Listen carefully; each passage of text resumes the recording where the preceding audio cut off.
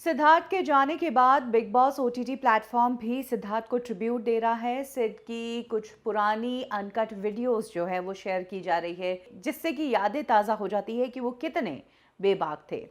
सिड और शहनाज के रिश्ते के बारे में बहुत कुछ सब लोग कह चुके हैं, जो लोग उन्हें जानते थे। कल राहुल महाजन ने कहा था कि पति पत्नी से भी गहरा रिश्ता उन दोनों का था। और आज एक और एक्ट्रेस हैं जो सिड की को एक्ट्रेस भी रह चुकी है और काफ़ी लंबा समय साथ में गुजारा है सिड के। उन्होंने कहा कि शहनाज और सिद्धार्थ का रिश्ता पति पत्नी के जैसा था। वो कोई गर्लफ्रेंड बॉयफ्रेंड जैसा रिश्ता नहीं था।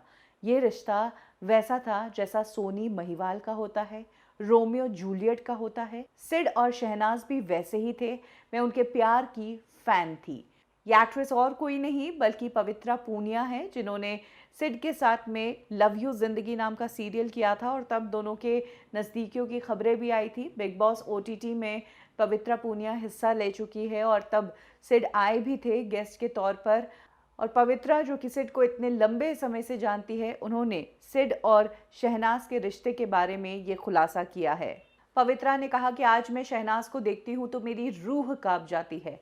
आप किसी शख्स से कितनी गहरी बॉन्ड बनाते हैं और अचानक से ऐसा हो जाता है।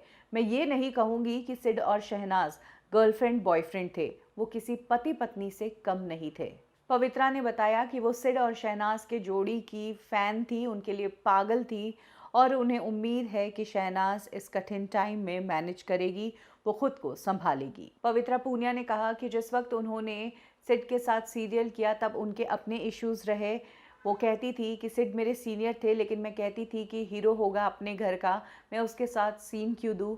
हमारे बीच ये इश्यूज़ 6 महीने तक चलते रहे। सिड थोड़े रिजर्व और कंपोज नेचर के थे, वो काम से काम रखा करते थे। कुछ इस तरीके से सिद्धार्थ से रिलेटेड मेमोरी अब पवित्रा पूनिया ने शेयर की है।